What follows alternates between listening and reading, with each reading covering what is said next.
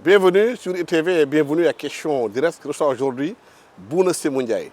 Bouna Sémou Ndiaye est un homme de culture, présentateur d'une émission célèbre aux États-Unis qui s'appelle Bonjour Africa. Bouna Sémou Ndiaye, merci d'avoir accepté notre invitation. Nous invitons sur ITV à parler de culture et surtout de votre expérience aux États-Unis. Bouna Sémou Ndiaye, quelle est votre expérience aux États-Unis? Expérience très diverse. D'abord, un Sénégalais, un enfant de Barkédji, qui, après avoir fait un peu l'enseignement pendant 10 ans, a décidé de démissionner pour aller étudier quelque chose de totalement nouveau, qui était le business administration. Je suis parti dans une université de Noirs, la plus grande la large population c'était des Noirs, North Carolina Central University, où j'ai appris le business administration, et de là-bas, j'ai pu décrocher une bourse qui m'a été octroyée par le Tokyo Electric Power au Japon, où j'ai appris le International Management. Sur le plan culture, j'ai fait de la radio, parallèlement à mon travail de directeur adjoint du COUD de mon université. Cette émission que j'ai commencée en 1995 est devenue finalement le go-to entité sur le plan culture, ce qui m'a ouvert des portes sur différentes facettes, que ce soit l'organisation du cinéma, que ce soit les conseils que je suis devenu des festivaliers, etc., etc. Oui, un Sénégalais qui débarque aux États-Unis, qui fait une émission dans la culture, qui est noir, qui est sous la barre des Noirs américains. Comment le courant est passé? Le courant est passé au tout début un peu difficilement. Pourquoi? Parce que je travaillais dans une... Enfin, je suis tombé dans une structure qui est toujours une structure de jazz, straight ahead jazz. Alors, le directeur des programmes avait l'ambition de faire de cette radio, la radio de straight ahead jazz, la plus numéro 1 en fait du sud-est où je me situais. Alors, quelqu'un qui vient, qui propose quelque chose de totalement différent, qui est la musique africaine, bien sûr doit avoir des oppositions parce qu'il pensait que ça allait baisser le rating, l'audimat de ce programme de jazz, ce qui n'était pas vrai. Mais il a fallu combattre, il a fallu se battre, il a fallu apprendre tout de moi-même. Et finalement, on m'a laissé faire cela. Mais faire cela, c'est avoir la plage horaire, c'est très facile. Mais tu viens, tu ne connais pas les producteurs, tu ne connais pas les labels ne te connaissent pas, et on t'a donné la place pour faire le travail. Qu'est-ce qu'il faut faire? Je n'ai pas de budget, il fallait que je casque de ma poche pour jouer ce que je vais jouer. Et malheureusement, c'était mal compris aussi par les Africains qui étaient là. Parce qu'ils pensaient que moi j'étais là pour faire seulement de la musique de Youssou N'Dour, de la musique du Sénégal, etc. Alors que je ne peux pas aussi mettre quelque chose que je n'ai pas. C'était difficile. Comment les Américains, Noirs américains surtout, peuvent avoir une oreille sur une musique africaine? Où il y a des similitudes entre le jazz et la musique africaine qui font qu'ils vous ont adopté après? Oui, c'est-à-dire qu'il y a toujours une similitude entre le jazz et la musique africaine. On dit que le jazz, il y a 3 éléments. Syncopation, rhythm and instrumentation. Instrumentation, c'est le saxophone qui est européen, mais les 2 autres éléments, c'est des éléments africains. Donc il y a maintenant comment faire pour leur présenter ça, pour qu'ils soient en mesure de détecter certains éléments qu'ils ne connaissent pas, mais qu'ils peuvent trouver quelque part. Tu vois, avec le swing, tu verras que c'est vraiment très proche de ce que nous avons. Donc ce n'était pas tellement difficile. Après, vous avez évolué dans le monde du cinéma? Oui, c'est-à-dire que c'est mon truc professionnel. Je travaille à Duke University à un moment comme programme coordinateur. Et j'ai créé ce que j'appelais la semaine du cinéma africain. Dans cette semaine du cinéma africain, à cette période, il y avait même notre président Wade qui avait censuré le film de Jogaï Ramaka. Et Latif avait raison, que moi je n'approuvais pas du tout. Alors qu'est-ce qu'il faut faire? Il fallait faire venir Jogaï Ramaka pour montrer son film et faire venir des gars comme Moïse Ngangura, La vie est belle, Les habits neufs du gouverneur, des choses comme ça. Et donc c'est comme ça que le cinéma est bien perçu. Et donc j'ai enseigné à un moment donné African Film and Music. Voilà, c'est comme ça. Comment les films africains sont pris en compte là-bas aux États-Unis? Oh, très bien, bien reçus. Ils sont très bien reçus. Et en fait, tu sais, les Américains, ils sont aussi un peu ouverts quand il s'agit d'aller vers l'inconnu. Tu as vu, il y a un peu d'hésitation, mais il faut écrire, il faut montrer aux gens que voici ceci qui est comparable à ceci, quelque chose comme ça. Et donc, ils sont prêts à aller voir. Et c'est comme ça. Ils ont beaucoup aimé. Donc, qu'est-ce qui explique aujourd'hui que la coopération entre le cinéma américain et africain n'est pas assez développée, surtout entre le Sénégal et l'Algérie, sur ce volet bien précis? Hormis les ambassades des États-Unis qui font des choses de temps en temps, on n'a pas vu un bouillonnement, une jonction entre ces deux cultures. Moi, je ne sais pas sur le plan purement politico-diplomatique comment les choses marchent. Ce que je savais faire, c'est, dans l'université où j'enseignais, comment intéresser les différents départements afin qu'ils mettent leurs sous dans ce que je veux leur présenter.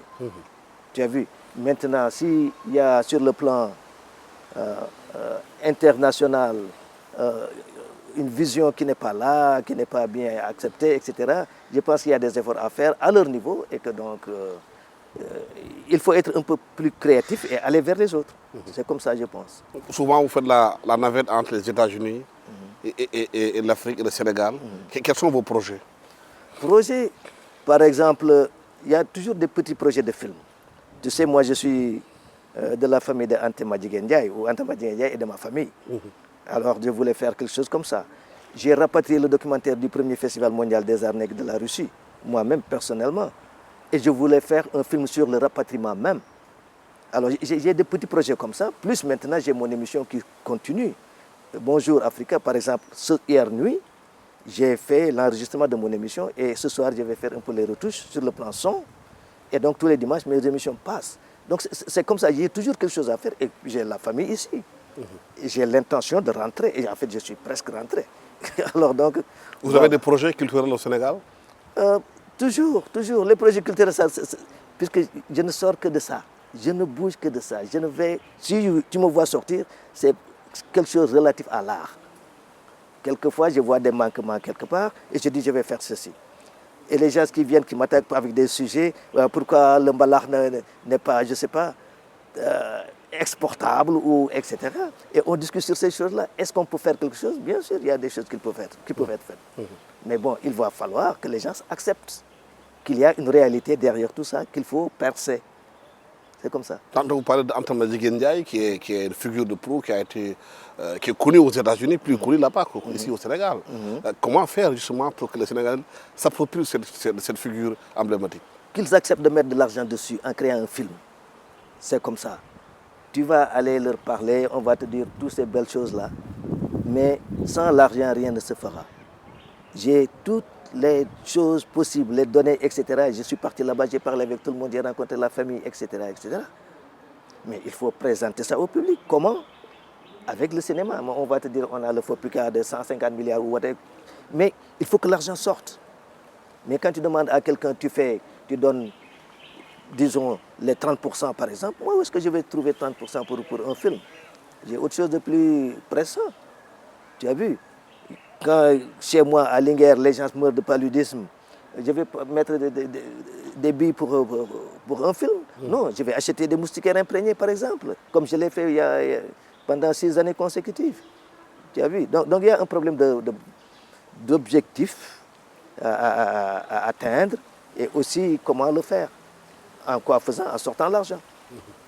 On m'a fait valser pour ramener le film du Festival mondial des arts nègres, au point que moi, de ma propre poche, j'ai casqué. Mais je ne peux pas le faire pour un film. C'est comme ça. Vous êtes au Sénégal, le Sénégal est connu comme étant un pays sur le plan culturel qui est très riche, mais très mal organisé. Alors que la culture, à travers le monde, est une industrie, une économie. C'est ça la réalité, mais il faut encore trouver de l'argent. Et il ne faut pas aussi se cantonner sur une chose. Parlons musique. Si je parle musique, on me pose toujours cette question-là, pourquoi le mbalax n'est pas exporté? Le mbalax, c'est pour nous, c'est notre patrimoine. Mais est-ce que les gens qui jouent le mbalax ont l'ambition de faire sortir le mbalax? C'est la question numéro 1 qu'il faut se poser. La question numéro 2, qui consomme la musique plus à l'extérieur? En tout cas, aux États-Unis, ce sont les jeunes. Tu sais, c'est pour cela, the college music programs, c'est là où il y a une plus grande concentration de marché potentiel, des jeunes qui sont prêts à casquer. Et maintenant, si tu veux que ton mbalax là soit accessible à ces gens-là, il faut leur donner quelque chose de comparable ou bien en tout cas de proche à ce qu'ils connaissent, là où ils veulent mettre leur bille. Puisqu'en fait, acheter, c'est comme une élection. Tu dis, je prends ceci, si tu prends ceci, tu ne peux pas prendre l'autre. Alors, tu leur joues quelque chose qui est comparable à ce qu'ils aiment, et donc ils ne vont pas mettre leur argent dans un rap ou quelque chose comme ça pour aller dans l'inconnu ou dans le nouveau. Mais tant que tu ne le fais pas, tu fais toujours ces premiers trucs, mais les gens, ils disent, oh, what the hell is that?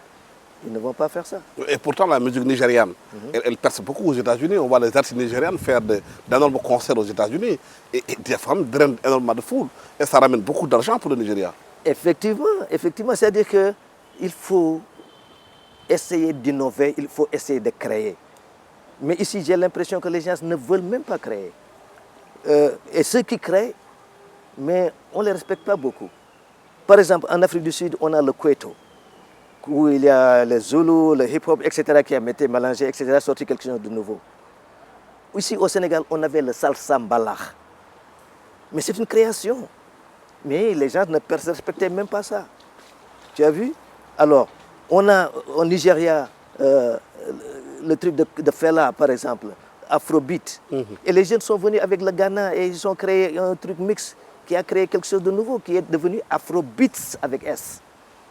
Et donc qui est comparable à ce que les jeunes aiment, que ce soit au Nigeria, en Afrique ou aussi aux États-Unis. C'est comme ça. Il faut faire de sorte que les peuples se rencontrent à travers la musique qu'ils produisent. Mais est-ce que cela n'est pas dû quelque part au fait que l'État s'est impliqué, a fait une organisation derrière, a senti que cette musique-là est une économie qui peut aujourd'hui rapporter beaucoup, organiser les jeunes, financer? Au Sénégal, on a vu de petits projets, peut-être avec de Fopika, qui essaient en temps soit un peu, mais les artistes sénégalais ne sont pas organisés.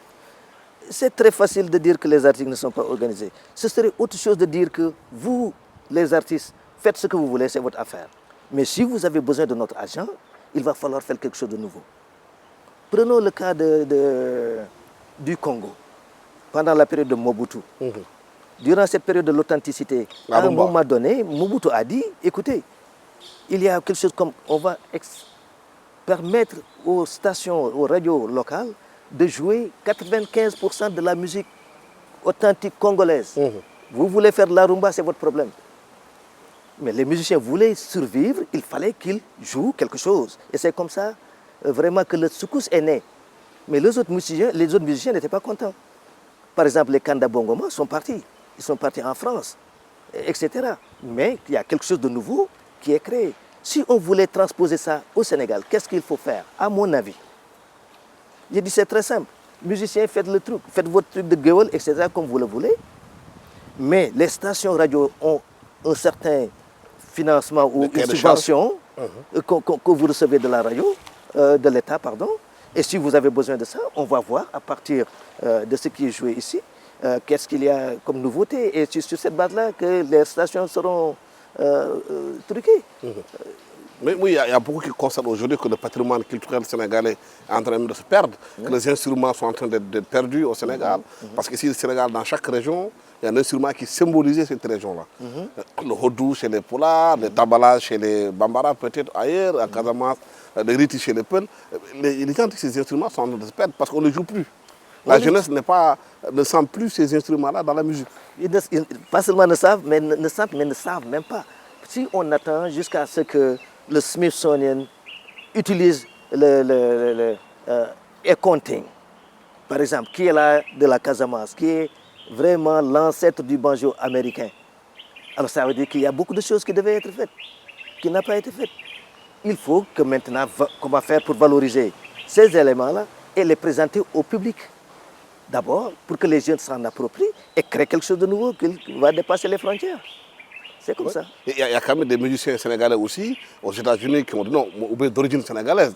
On parle du fameux Akon. Hein, on a dit qu'il a crevé les plafonds aux États-Unis. Il est venu vouloir investir au Sénégal. Mais il y a des problèmes dans cet investissement-là. Qu'est-ce qui s'est passé réellement? Bon, alors, ce qui s'est passé réellement, je ne le sais pas. J'ai écrit un article sur la base de données réelles. Et ce qui m'a offusqué au point de vouloir écrire un article sur cela, c'est que c'était à la période du président Trump. Et donc il y avait les gens qui étaient les, comment on appelle encore, qui voulaient make America good again, comme oui. ça. Alors, le rêve américain. Eux, ils sont contre les Noirs, ils n'aiment pas les Noirs. Alors, et leur publication, etc., c'est dans Fox News. Alors, tu vas à Fox News, on présente Akon, et on nous parle de tout cela, et de cette ville féerique ou quelque chose comme ça qu'il veut présenter, qu'il veut créer au Sénégal. Et dans cette ville-là, qui va être implantée dans un pays qui s'appelle le Sénégal, qui est un pays tellement corrompu, que M. Akon allait vraiment créer sa propre monnaie comme ça, pour atténuer cette corruption-là. C'est comme ça qu'on l'a présenté à Fox News? Hein? C'est comme ça qu'on a présenté le projet à Fox News? Oui, je vous ai passé ça, la feuille qui est là. Et encore, des camarades de classe, tu vas aux États-Unis, les gens, à un moment donné, quand tu es un étudiant brillant, mais ils respectent ton pays à partir de toi. Et je reste ici en vacances et une camarade de classe m'appelle, « Oh, vous avez un pays bananière. Il paraît que Akon est en train d'acheter le pays. » Je dis, acheter quoi? Acheter le pays. On lui a donné combien? 800 hectares. 809 hectares. 809 hectares que le président lui a donné. Et on met la photo du directeur de la SAPCO, etc. et d'autres individus. Tu as vu? Alors, moi j'ai honte. Il fallait que je fasse les trucs. Ce qui n'a rien à voir avec les 50 hectares qu'il est en train de chercher et de construire. Avec la SAPCO, on lui a octroyé, paraît-il, 50 hectares. C'est très loin de 800 hectares. Et quiconque peut décrocher 800 hectares dans un pays au monde, mais est le président de ce pays. Le directeur de la SAPCO ici a été invité dans cette émission. Il a dit que la SAPCO est en train de revoir le dossier, de reprendre ses terres. Ah bon, ce serait malheureux. Mais en tout cas, je ne vais pas accepter que quelqu'un joue sur deux tableaux. Au Sénégal, il parle un seul langage. Aux États-Unis, il va là où on n'est pas aimé pour dire que le pays lui a donné, le président de la République d'ailleurs, il a dit, lui a donné 800 hectares de terre. Dans l'article que j'ai écrit, j'ai dit même le président n'a pas 800 hectares. Tellement j'étais offusqué. Alors, donc voilà la situation. C'est ça que je n'ai pas aimé de Akon. Moi, je ne le connais pas du tout. Je ne le connais pas du tout. Mais tu ne joues pas avec mon pays. C'est ça. S'il y a des gens qui se disent sont patriotes, mais c'est là où le patriotisme doit se faire voir. C'est là. Depuis lors, le dossier a évolué, vous le suivez toujours? Non, je ne le suis pas, j'attends. J'attends qu'il fasse quelque chose de concret. Quand il a écrit avec son truc de solaire, etc., j'ai fait les recherches qu'il fallait et j'ai écrit. Maintenant, il a dit qu'il peut faire. Maintenant, il a un peu dit que son grand-père, etc., ou sa grand-mère, tout ça c'est bon. Mais qu'il nous montre concrètement. Il voulait créer de la monnaie qui s'appelle le Bitcoin, non? Oui, voilà. Alors donc tout ça, son Bitcoin et tout ça c'est bon. Mais je veux voir des choses. Et que mon pays soit protégé. C'est tout. Et que c'est à Fox News qu'on a présenté Akon en disant qu'il a 800 hectares au Sénégal, oui. Qu'il a reçu ça, qu'il va travailler. Et les gens disaient que le Sénégal, c'est un pays corrompu. On m'a dit. D'ailleurs, c'est Akon même qui a dit que le pays est corrompu. C'est pour cela qu'il va créer son Bitcoin. Ah oui? C'est pour ça qu'il a présenté le projet? Je l'ai écrit dans l'article que j'ai... Alioune Cham, a.k.a. Akon, un Sénégalais bon teint te voit. C'est l'article que j'ai signé avec un journal de la place. Qui a été publié ici à Dakar. Oui. Mais est-ce que depuis là, vous avez des retours, des explications d'Akon par rapport à ce que vous avez dit? Non, il n'a pas d'explication à me donner et je n'en attends pas. pour moi, c'est mon pays qui m'intéresse. Tu ne vas pas jouer ici sur 2 tablettes. Tu es aux États-Unis, tu dis ce que les gens de Trump aiment voir, aiment entendre. Qui eux disent, ah voilà, c'est une occasion d'ailleurs qu'on les verse tous là-bas dans ce pays de Wakanda, qui est le Sénégal. Oui. Moi, je ne vais pas laisser ça. Et ici, tu parles un autre langage. Je ne le fais pas. Je n'attends rien de lui. Tout ce que je veux, c'est que mon pays soit protégé. Il dit qu'il veut faire ceci. On lui a octroyé des terres, qu'il les donne, mais ce sera loin des 800 hectares dont il a parlé ici. Et c'est ça qui m'intéresse. Et quelle est votre réflexion par rapport à ces jeunes Sénégalais aujourd'hui que l'on voit prendre l'avion, passer par la Turquie, l'Espagne, aller au Nicaragua pour passer à la frontière américaine pour faire l'immigration clandestine? Je suis revenu des États-Unis je suis revenu le 8 de ce mois. J'étais à un concert. Et c'est comme si tous les jeunes du Fouta étaient là-bas. Et ils sont venus d'ailleurs avec leurs habitudes. En concert? Au concert, avec leur grand boubou à Arvada, au Colorado, avec leur grand boubou à faire du truc, ils sont là-bas, ça fait moins de 3 mois qu'ils sont là-bas. Alors, bon, est-ce qu'on leur a vendu un mauvais rêve? Peut-être bien. Ça vous inquiète, ça? Bien sûr, puisque moi, tous les risques. Et les gens te parlent de beaucoup de choses, des atrocités, des gens qui sont vendus à d'autres, des passeurs qui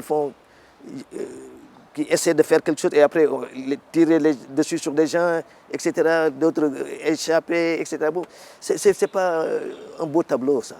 C'est pas un beau tableau. Et ici, on n'est pas dans cette situation-là. Et en fait, il faut que je dise que Baba Mal a fait un discours là-bas. Oh mon vieux. D'abord, il a fait savoir aux gens que ces jeunes-là ont un rêve. Et tout le monde en a. Des rêves, tout le monde en a. Que cette communauté-là, de Arvada, du Colorado, comprenne que d'où ces gens-là viennent, ce n'est pas ce que vous pensez. C'est pas la jungle. C'est vraiment. Et puis, ce n'est pas là où les gens sont en train de mourir de faim ou quoi que ce soit. Ce n'est pas ça. Ces jeunes sont là, ils sont là pour un rêve. Et il faut que vous compreniez que vous avez un devoir vis-à-vis d'eux, d'ouvrir, de leur montrer, de les aider, etc. Mais tu sais, moi, je ne sais pas paraphraser, mais j'étais très fier de ce qu'a dit Baba Mal. Très fier. Est-ce que ce n'est pas aussi les Sénégalais qui vivent aux États-Unis qui vendent le mauvais rêve aux jeunes, en leur montrant que tout se passe bien, il faut s'en photographier devant les gratte-ciel, de belles voitures, montrer de l'or, montrer des dollars, et dire aux jeunes ici que c'est bon, tout se passe bien? Peut-être, peut-être pas. Je te donne l'exemple de ma sœur. Ma sœur m'avait dit, quand je suis venu en vacances, ah, Bouna dama bëgg dem Amérique, je veux aller aux États-Unis. Elle dit, ah, femme, Amérique neexul de. C'est pas ce que tu crois. Non, bu neexul loo fay des, qu'est-ce que tu fais si c'est pas bon là-bas? J'ai dit, bon, écoute, tu viens de manger, tu ne sais pas combien ça a coûté. La bonne est venue, dégagée, débarrassée. On t'a donné du lait caillé. Tu as demandé à Jules, ton petit frère, de faire du chai, du thé. Et tu vas dormir jusqu'au journal télévisé et tu te réveilles. Et tout ça, tu ne sais pas combien ça a coûté. Et j'ai laissé la conversation là-bas. Et 2 mois plus tard, après mon retour, il me dit, Bouna, j'ai mon visa, je viens aux États-Unis. Oh, bien, félicitations, alors viens. Mardi soir, j'ai pris un repos. Mercredi, jeudi, vendredi, samedi. Je l'ai amené dans tous les musées, les restaurants, les clubs. Dimanche, je conduis jusqu'à Charlotte, où réside son ami d'enfance, qui a un salon de coiffure. Je la laisse là-bas. Je n'ai pas appelé le lundi, mardi, mercredi soir, j'appelle. Man, demain, non, je vais rentrer. Ça m'a metti. J'ai mal aux ongles. Non, mais femme, quand même. Quand elle est rentrée, le même premier jour, je n'ai pas appelé. Le deuxième jour, j'appelle ma maman qui prend le téléphone. Comment va, femme? Ah, je ne sais pas ce qu'elle avait à faire aux États-Unis, mais depuis qu'elle est là, tout ce qu'elle fait, c'est dormir. C'était la dernière fois qu'elle était partie aux États-Unis. Elle avait un visa de 10 ans. Mais quand tu leur donnes cette vérité-là, ils ne peuvent pas te croire. La bonne information. Voilà. Voilà, Bouna Sémou Ndiaye, merci d'avoir été avec nous sur ce plateau de ITV à Question Directe. Je rappelle que vous êtes producteur, homme de culture, cinéaste, que vous travaillez aussi aux États-Unis avec une émission qui cartonne, qui s'appelle Bonjour Africa, que nous parlions avec vous de votre métier, de votre culture, des États-Unis, et ensuite parler aussi du cas Akon concernant les hectares qu'il a dit avoir acquis au Sénégal, alors que tout le monde attend aujourd'hui la concrétisation de ce projet. Merci à toute l'équipe technique qui m'a accompagné pour la réalisation de cette émission. Merci, au revoir.